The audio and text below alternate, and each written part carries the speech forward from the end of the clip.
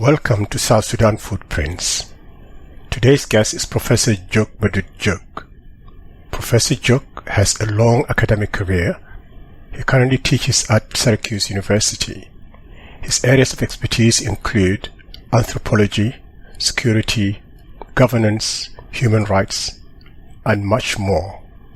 He has authored a number of books and is the founder and director of the Sud Institute, a well-known research organization based in Juba, South Sudan. Professor Jok has also worked for the government of South Sudan as Undersecretary of Culture. In today's episode, Professor Jok is going to share with us his thoughts about our future. This future is in the hands of our leaders, but Professor Jok will say that we also have a role to play in creating that future. He will remind us of the things that happened in the past, in our history, both the good and the bad, and also of the things that we South Sudanese have done, both good and bad. Please join us in welcoming Professor Jok. Professor Jok, welcome to you warmly to South Sudan Footprints. Please, may I welcome you to also give us a little bit more about yourself. Tell us just a little bit more about yourself, where you were born and the experiences that formed you. Thank you very much, Marwan. I appreciate your invitation to have this conversation. Yes, as you said, I am currently on the faculty of Syracuse University in upstate New York in the United States. But I also work for the South Institute, which is a public policy research based in Juba. I previously worked as Undersecretary in the Ministry of Culture. Prior to all of that, I was in California, which is where I got my PhD and taught there for many years. Before then, I used to work as a humanitarian aid worker during the war in the 90s, spending most of that time in Bahr al-Ghazal, all of it, from the eastern corners of Europe all the way to the farther western part of the country on the border of Central African Republic and everything else in between. I come from Gogrial, which is my native home, a place called Apuk, which is a section of Rek, Dinka. And I was educated in that area and then went to high school in Busere, which is at that time, a national high school just outside Wau, 12 miles south of Wau. My years between Kwajok and Wau and Busere were actually the most fundamental formative years of my life, both in terms of education and interaction with people in that region, but also in terms of people I have met and lived with who have given me what I think is really the best education about life. People including family members, as I understand. Nola Chwila Leo, for example, Mario Mormor, many others that I later on got to meet in the course of the Liberation War and flight of our people into East Africa, where we spent a lot of time. And those years have left in me a sense of love of nation and commitment to our country, as it were at the time, as it is today as well. And those commitments are based on one fundamental lesson that I've learned, and that is human beings. The measure of a human being is in being able to place yourself in someone else's shoes and see the world from the point of view of the other, not just from your point of view. And I think that is something that we in South Sudan need quite a lot of today. As I said in the introduction, I think my main topic of interest is the fate of South Sudan as a country, as a nation. And I choose to speak on this because I am extremely worried about the future of this country. Worried because of the burden of the liberation history that remains hanging on the shoulders of every citizen and on the conscience of the entire country in terms of the contributions that many people made under extremely testing and trying times and circumstances that sometimes get overshadowed by the negative things that have happened in the course of that history, including actions by some of our own liberation leaders, but by other South Sudanese in general, that have caused a lot of misery for our people.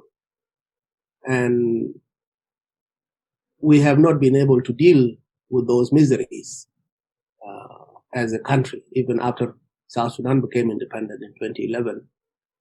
We have not had a chance to really offload that burden and put it on the table so that we can stare our history right in the face to celebrate what we have accomplished, which is the creation of South Sudan, but to also critically look at the failures that we have done, including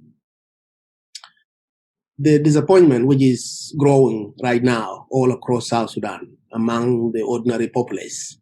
Disappointment that the country which had taken so much to make possible has not lived up to the basics of the fundamentals of the state, including the capacity of the state to protect everybody equitably, physically, and to protect against want and against disease and ignorance. The disappointment is writ large because this has not been granted to those who suffered immensely, sometimes and most importantly in the hands of their own brethren. Disappointment because there was a lot of expectation, obviously. We are a people who had been deprived so badly as a sub-nation of Sudan, and that the coming of our country, the country we are proud to call home, did not come with capacity to address those expectations in terms of basic services. There are no signs currently that enough has been done to provide basic infrastructure. There are no signs that duty of care was exercised in using the resources of the country for the collective welfare of people, such that South Sudanese children are still dying from preventable diseases. Women are still dying as they deliver babies. Where we have the worst literacy rates in the region of East Africa, perhaps globally. Things that the United Nations at one point described as scary statistics, such as violence against women. One statistic said that a South Sudanese 14-year-old girl is more likely to die in childbirth than attend high school. So there is every reason to excuse any South Sudanese who says, so what if we have a country? So what? It's not like things are different from the way they used to be when we were a colonized people.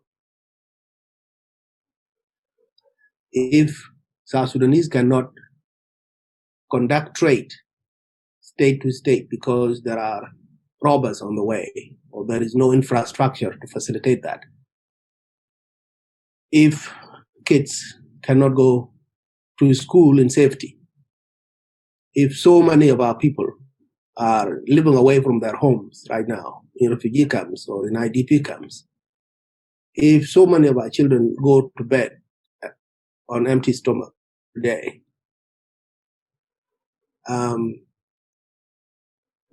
future kind of a generation of people are we raising today? And they are looking in the eyes of some of our leaders, people who call themselves leaders, who are holding public office at the moment, and without any doubt credited for all that they have done to make this country possible, have to answer that question. So what if you liberated it? Yes, it is important for South Sudanese to not dwell too much on what we have failed to accomplish and focus what we are capable of accomplishing together going forward. And not to be too quick to say that South Sudan has failed.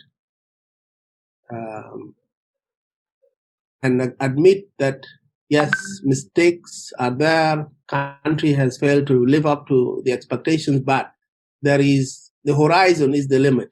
As a free country, as a free people, people who are full of hope. If we put our heads together, this country can be great. And how can we put our heads together? What is it that we can do together? Well, it begins with oneself. Do you think, as an individual citizen, there is a capacity to do small things that can add up to the small thing that done by the next person, to the small thing done by the following person, until we reach the desired goal? Is it possible? Yes, it is possible. But what are the fundamental requirements that are needed in order for all of that to happen? Right now, we have a peace agreement in place between competing parties. There is the possibility of elections to be held in the next 2 to 3 years. There is a lot of resources, national resources. There is a lot of land, from rain, there's water, and from the rivers. There's lots of livestock. We are told we have more livestock than human beings in South Sudan. And yet we still import meat, we still import eggs, we still import milk.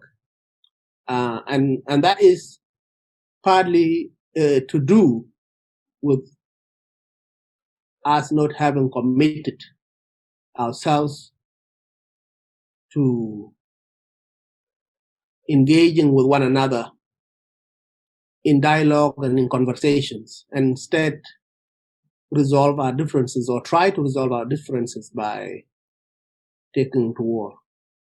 I think if we cultivate a culture of dialogue, culture of peaceful conversation with one another,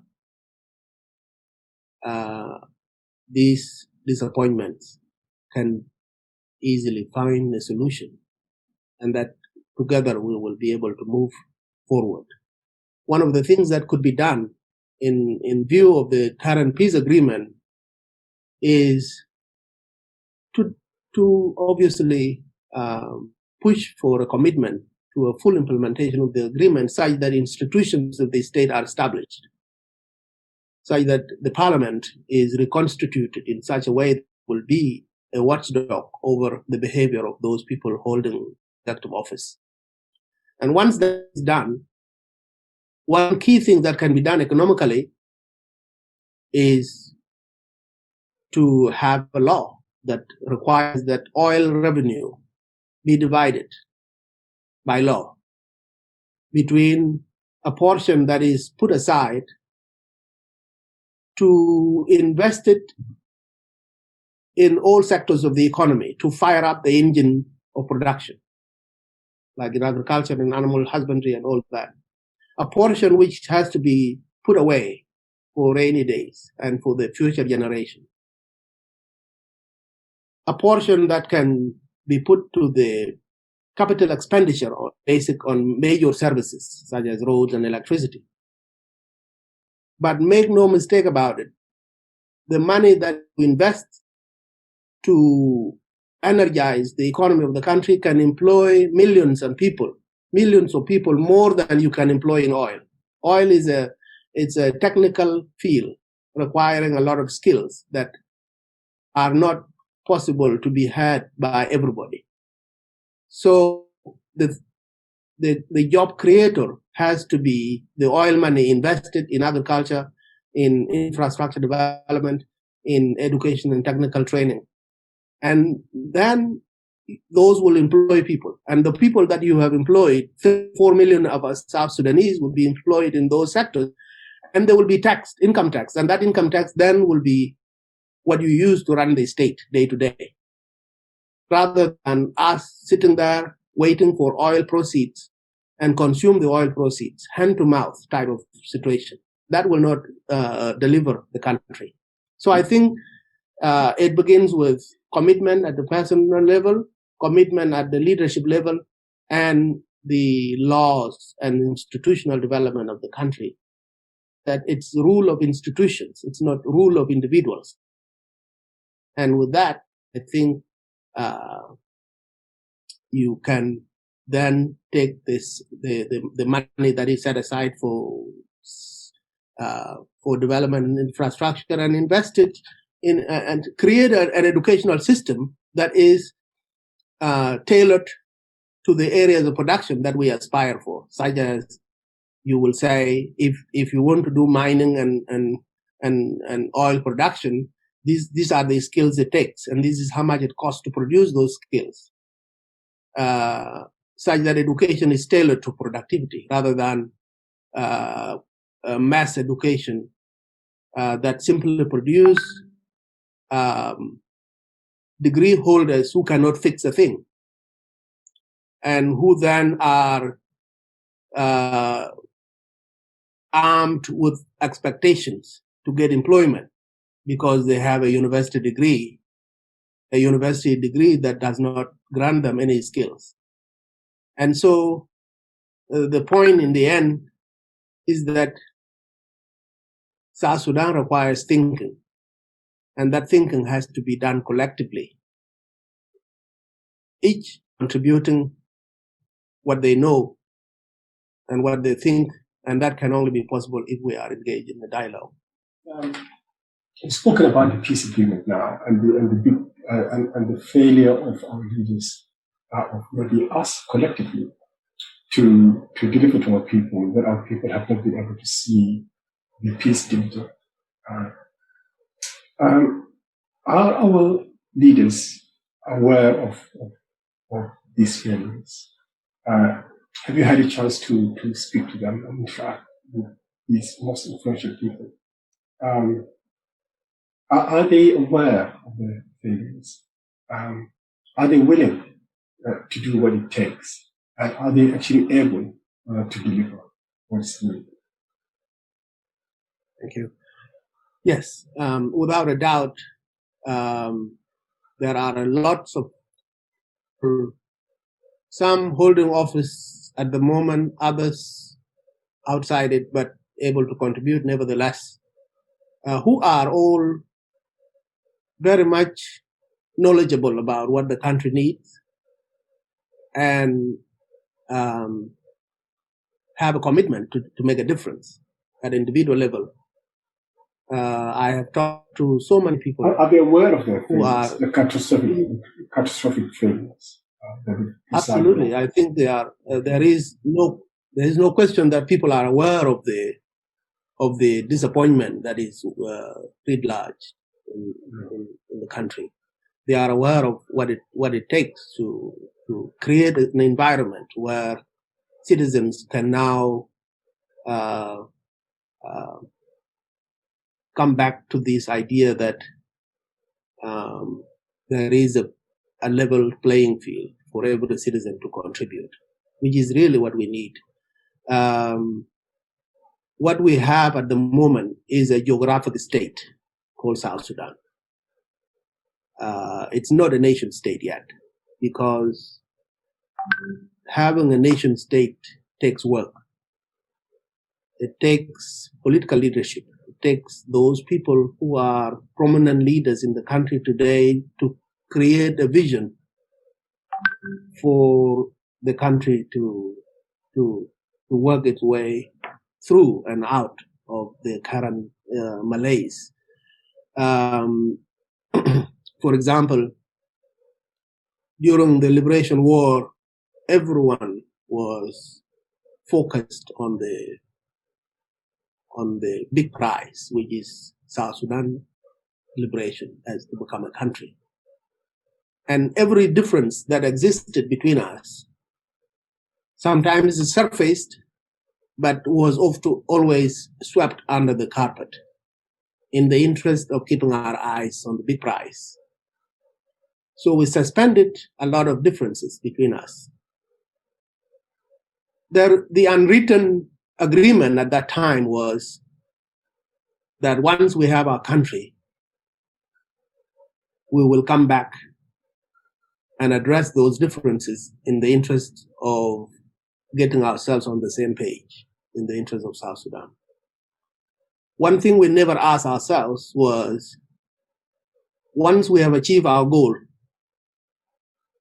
whether we transform Sudan to be New Sudan or whether South Sudan becomes a separate country, the question we fail to ask ourselves is, what is it that is keeping us glued to one another today?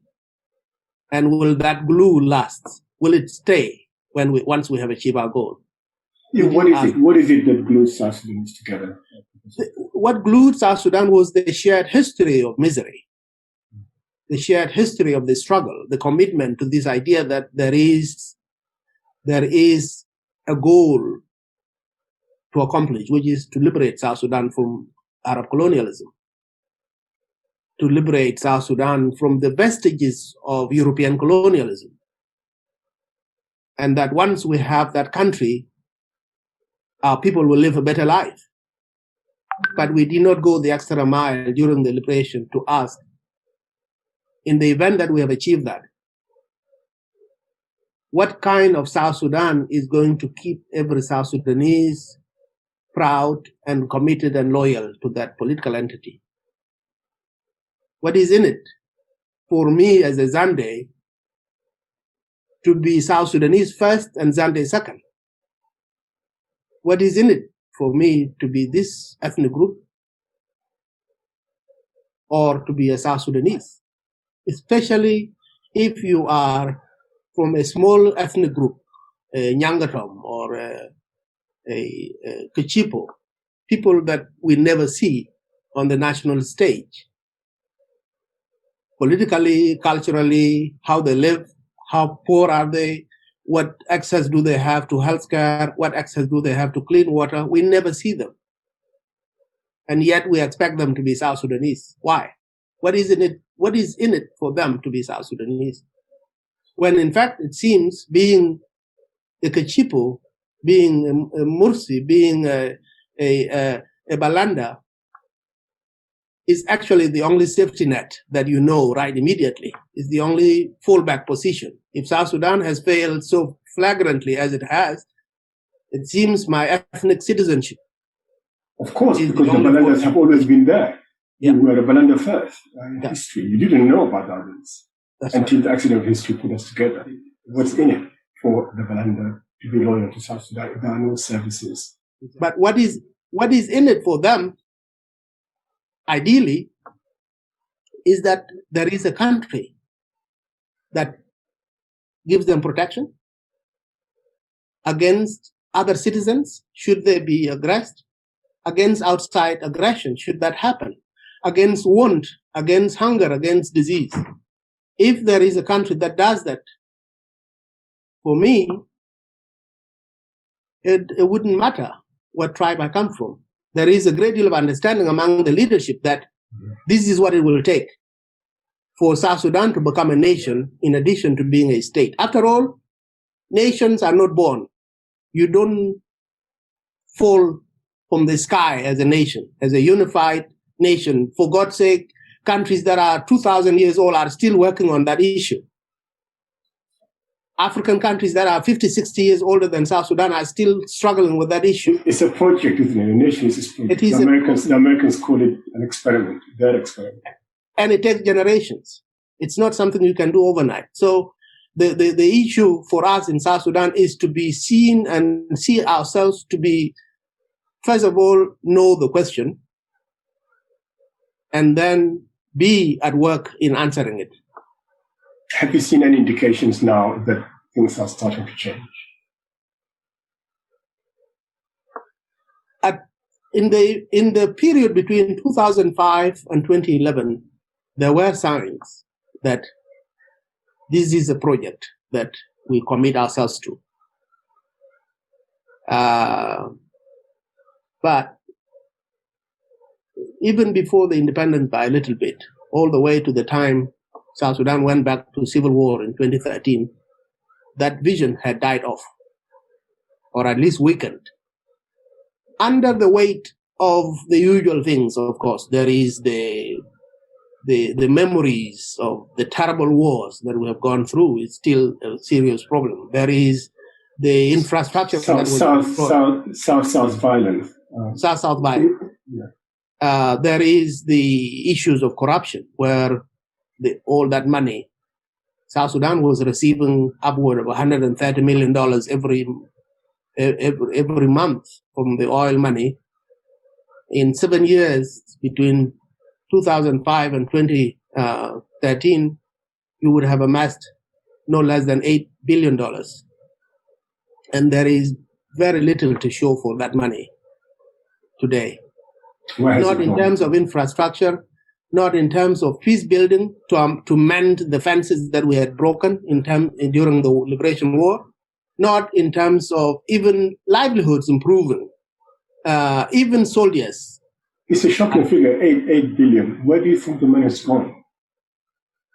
The money, a lot of it is wasted in contracts that were not verified.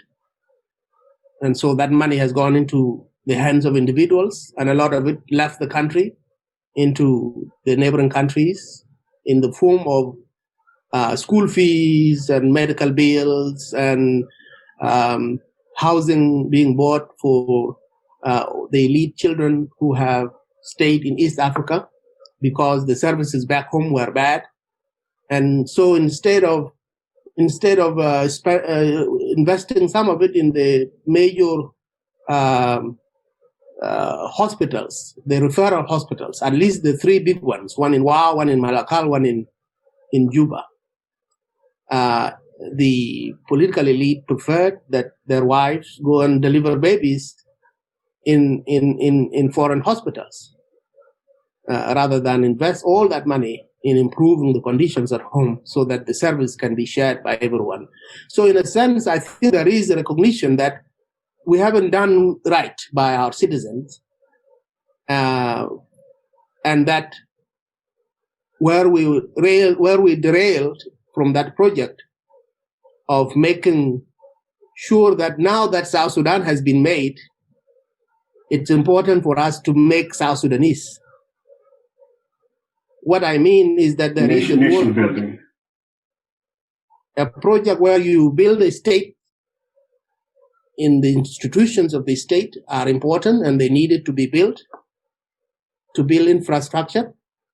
And that project was very much the preoccupation of everyone, including the international community, and all that donor money and all that international goodwill that went into South Sudan was focused on that project of state building. But we missed the boat in not having the other side of the coin going along, which is a people-centered type of project that imbues the citizen with a sense of belonging because they see themselves represented in the body politic. They are on the center stage in terms of celebration of their languages, of their cultural identity, in terms of their inclusion in government offices, equitable distribution of these projects that I was talking about, the projects that have been contracted in a nepotistic way, where much of the money has gone to only certain areas and not others. All of that was what needed to be paid attention to in order for state building and the nation building to go hand in hand. And I think while it is not too late to go back to it and do it, a big opportunity was missed. Opportunity where we have the goodwill from the outside, we had our own money, we did not even need outside, and we had the political stamina just coming out of war and the euphoria of independence, and the momentum was there to do it at that time. That opportunity is missed, but it is not impossible to recreate it. We still have the resources, above all the human resources. We still have a lot of diaspora skilled people who can come back and help to design a health system. We have so many doctors outside the country. We have so many engineers outside the country. Yourself, Mawan, you are an agricultural engineer, and you could help. You've gone and trained in another field of computer science and all that. And instead of being interested in cultivating those human resources in order to train more people such that South Sudan does not reinvent the wheel and instead leapfrog, we have spent a lot of time wasting our resources, and that is where the $8 billion has gone. It's wasted. We had a chance to, because South Sudan became independent at a very opportune moment in human history, where we have all the advantage of the hindsight from the African countries that have a similar structure, similar histories of being colonized. And we could have picked what works and avoid what has failed in those countries. We just needed to think together and be deliberate in the same way that so many men, Lado Gore, Daniel Aweda Kot, Mark Nyepoch, all of these brilliant fighters who have gone to the extremes to make possible this country. If they had just taken a little bit more time to be as deliberate about nation building as they were deliberate about fighting the war, South Sudan would have been unequal on the African continent, because we have it all. We have the bitterness of the war experience. How many limbs have we left in the bushes of South Sudan? How many people have been eaten by vultures and buried and by wild animals? How many people have died of hunger? All for what? All for us in the end to say, we have planted a seed of nationalism and of a nation. We have watered that seed with the blood of our martyrs. 2.5 million people is not small feat, and that we will not cry. What knots our hearts is the future of this country and the apparent political commitment to making it a better place. And yet, some of our leaders succumbed to their frailties and wasted our resources and fought over political power to the point where they were willing to sacrifice the entire viability of the state just so that they can stay in office or grab office. And I think they have a lot of explaining to do, not necessarily to us, because we cannot compel them, but to themselves, to oneself, about what is it that got me traveling the bushes of South Sudan for 20 years on empty stomach, without any medicine, without ever seeing a dentist. And then once we have achieved it, we dropped it and we went the other way, the other direction. They have that question to ask themselves. Yeah. And it is not to lay the blame of the failures of South Sudan on anybody singularly. I can say we can be blamed, all of us. All of us, those of us who had a chance to do something but did not accomplish it.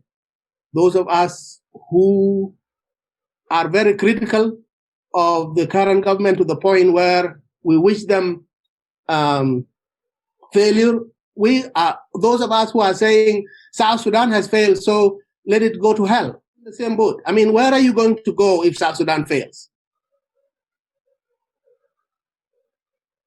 Yeah, you mentioned something about nation building, and this is something I think is quite important amongst the stuff that you've said, nation building. Yeah. And, time passes very quickly. You did mention that our struggle was not just the last one that you saw, which is the SPLM liberation period, but our liberation goes back to the 1820s, 1821, 1822, when the Turco-Egyptian slavers ventured into our country.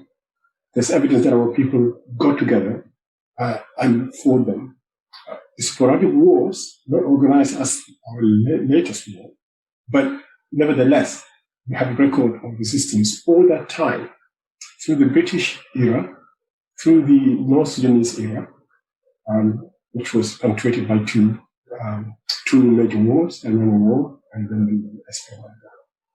Now, since 2011, since the agreement was signed, or since the war ended, actually, 2005, it's been how long now? 15 years? Okay. So that's a long period. During that period, we've lost very, very dear people, very important people, people who we wish they had lived to enjoy or recognize the fruits of their struggle. We lost them during that period. Most of them died bitterly. And then at the same time, we also have a new generation. Now, they are young men and women who've been born. Time has passed, but they don't know the resistance. They don't know the struggle. They only know the bitterness of the post-liberation period. So the enemies and the people they blame are not North Sudanese. They are not the British. They are not the Egyptians or the Turks. How do we begin to put all these people, how much history do they know? How much of that history do they identify with? Which in your words, that's the thing that's going to bring us together. Who cares to deliver this message to them? And really, what are the steps that could be taken? And is it even realistic for us to think that we'll be able to win these people over, teach them the history again, make them relate to it again? This is key to being a nation. The idea that we are all standing on the shoulders of so many great men and women who have come before us and who have done so much for that struggle. And that we have a choice as people in the modern era. We can say they have done their bit and they have gone. Or we can say, let's commemorate their contributions. Let's celebrate what they have done and celebrate it on a national stage in an equitable way, where each one of them representing a village in South Sudan will be on that stage for the village people where that person came from to see that this is their contribution to this country. I mentioned the hard and testing battles that have been fought during this last war, the liberation war, I mean. Against a formidable enemy. Yeah, against a very vicious monster.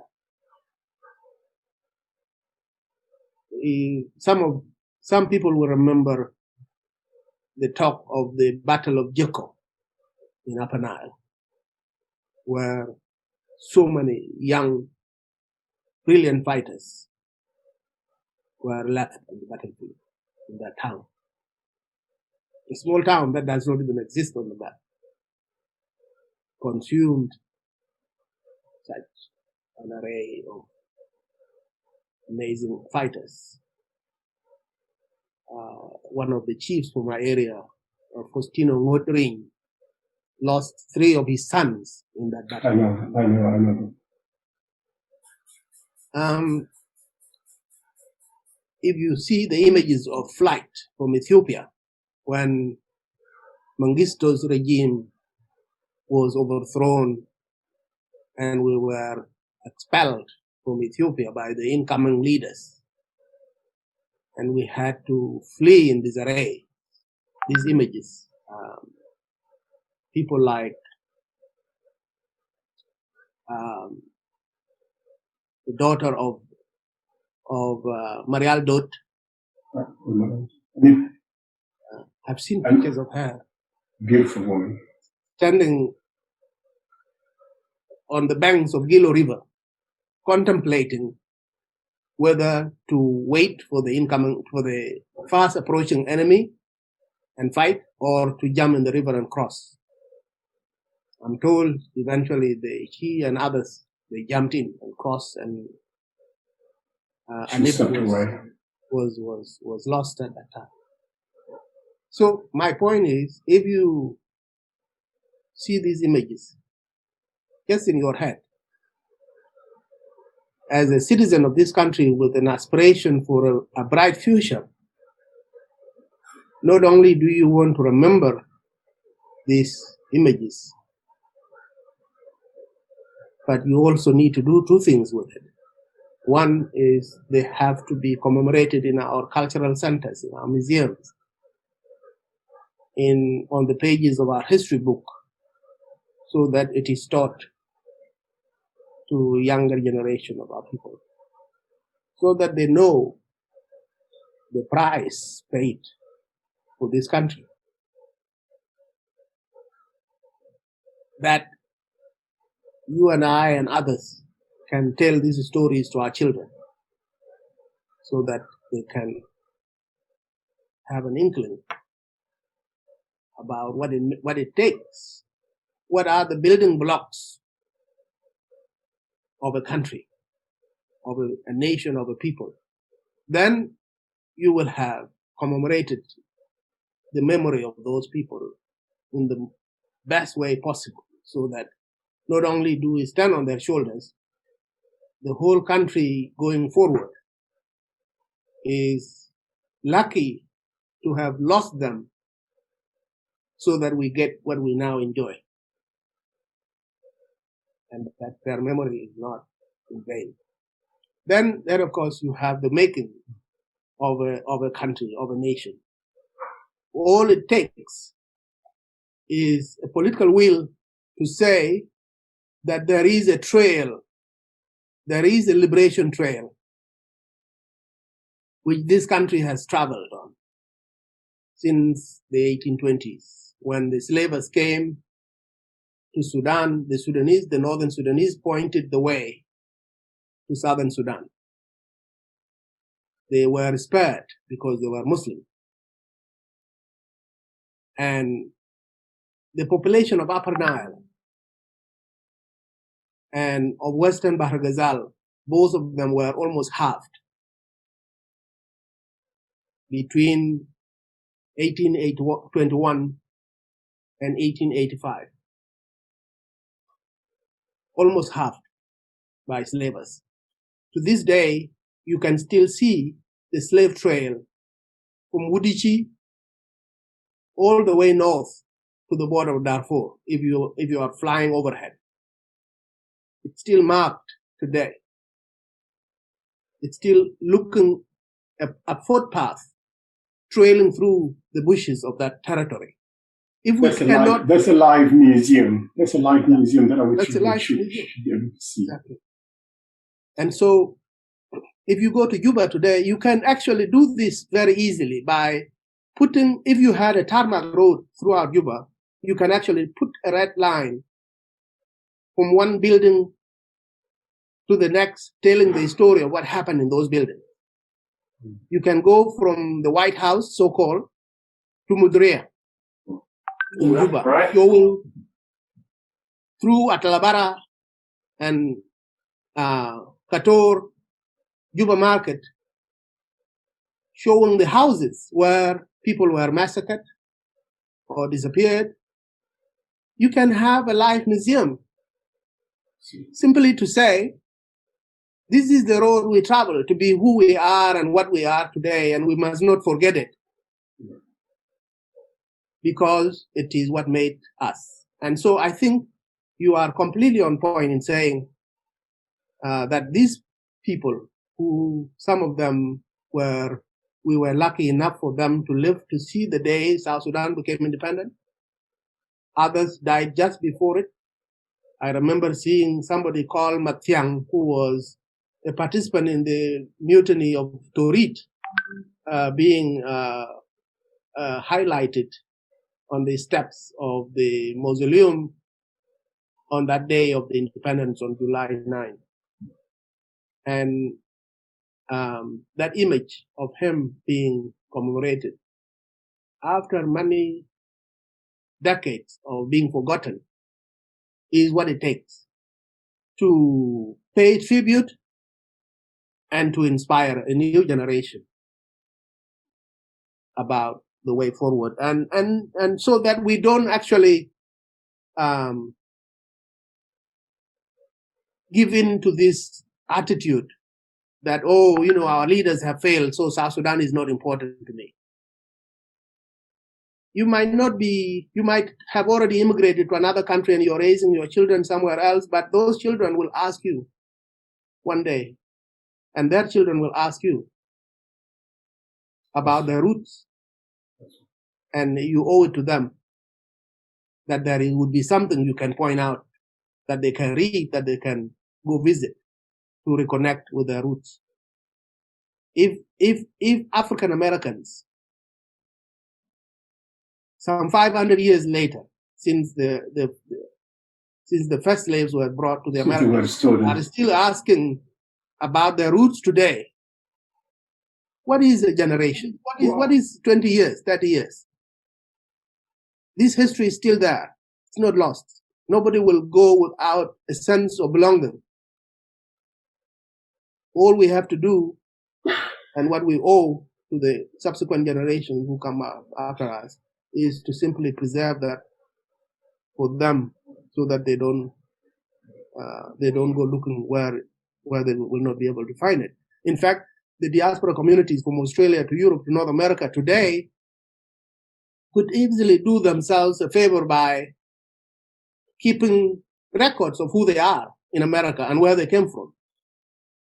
In fact, if they have community centers in their countries in which they live, they can just form a group that keeps tracks of the stories of how they got to that place. And I recently saw a museum, a virtual museum in Palestine. It doesn't have to be a physical museum. It can be online. And all it has is pictures of people, of birth certificates, of boxes that people carried as they fled from war. So all of those make for a nation. For these are the building blocks of a country's identity. And the artwork that has been produced and the songs that have been sung through the SPLA liberation wars, through the garrison towns of Wa Malakal, the songs, the stories that were told are all the building blocks of what makes South Sudan today. And we must keep record of them list, we become a nation that has forgotten its past and be lost. Can I finally ask you, Professor Jok, in the face of this dismal, artwork analysis of our current status, what gives you hope? Well, language is key to keeping. Language is the vehicle of our arts, of our culture, of our traditions, of our story. And what gives me hope is the fact that even as people go to farther corner of the world, they keep their language and they celebrate it. And I think I can only emphasize that they should keep doing that. As children lose language, they also lose that vehicle that carries their identity for them. Never lose language, because then everything that language does is lost. And you can speak to people who have allowed their language to get lost. Today they are trying to reinvent it. The Gaelic is being revived. The old traditional Yiddish is being revived because people feel at lost for who they are when they have lost their language. And so my hope is that all the languages of South Sudan be studied and written and studied some more with an eye to all of them becoming national languages. And we might use the foreign language for everyday conversation, but we must also teach our languages in schools and have university departments that specialize in some of these languages or the others. With that, I think South Sudan can make its presence among nations of East Africa, of the world, as a place that has seen too much misery, but has risen above it and will continue to rise. Today I'm seeing jokes on social media about all the vitriol that we throw at each other, and all the bad language, hate language that we spew on Facebook and all that. And it alarms me at a certain level, but I also shrug it off as a product of people who have not taken a moment to think deeply. Yeah, it's not representative. It's not representative of South Sudan. It's not representative. That is a very tiny minority. And so there was a joke today about how South Sudan now in East Africa is the only peaceful place, despite, believe it or not, because there's war in Ethiopia. Eritrea is probably involved. Ugandan government has arrested this morning the leading opposition leader, and the country is in turmoil. Sudan is still coming to terms, celebrating its peace agreement. Maybe there is a little bit of silver lining there that we can come to Sudan. And that is hope. And we are very hopeful people. And it's not just some irrational, fatalistic type of hope. It is actually part of a plan to consider hope as a commodity. It is that hope which allowed us to survive during the war when everything was dark around us. The Antonov was coming, bombing people. The food stores were empty. There was no road network to bring us relief. And the enemy is closing in. What do you think allowed us to see another day in that sort of circumstance? It was hope. It was hope. And there are stories all through South Sudan about how that hope manifests itself. There is a story in Dinka, for example, of a woman who boiled an egg for her kids. when there was nothing and the kids were crying and they were not able to sleep. So she put an axe in the boiling water and she kept telling the kids to just take a nap. And then when they wake up, there might be something they can eat. In fact, I think our political leaders in nation and in government, each one of them has a story of hope that they can tell. Even when they have reached the end of the road with their ideas, Dr. Jok Madut Jok, Cirillo can get on radio and say what is their vision for this country. One of the key things I always point out, enough to the people about things that happened to us. When the flooding happened, it's still happening all along the eastern part of the country, washing away lives and so forth. There was no reason why our leaders cannot go to check and visit and be in solidarity with those people. When citizens flee the border areas into Uganda, there's no reason, even if you are in opposition and in the bush, there's no reason why you cannot go and console people who have lost loved ones. My sense is that even if you are fighting each other, you always leave room for that day when you will work together again. South Sudan is not going away. Don't go out completely and erase every possibility. Because what if you end up working together? Like Jok Madut is lost. They have taken out every available space between them during that war. Where would they have found the space to allow themselves to work together today? So I think there is something in the hearts of our leaders that does not get revealed enough. Even as we get consumed by images of war, I think it's important for them to reveal to us how they are thinking, what is the inner workings of that person, so that that hope is fired up and kept alive. Well, it's been really wonderful speaking to you, Professor Jok. I really thank you very much for this session. And as I said before, we are going to deliver this to the South Sudanese communities across the world, and hopefully we'll hear their feedback. So I'll be very delighted to see you again. Invite you back next time.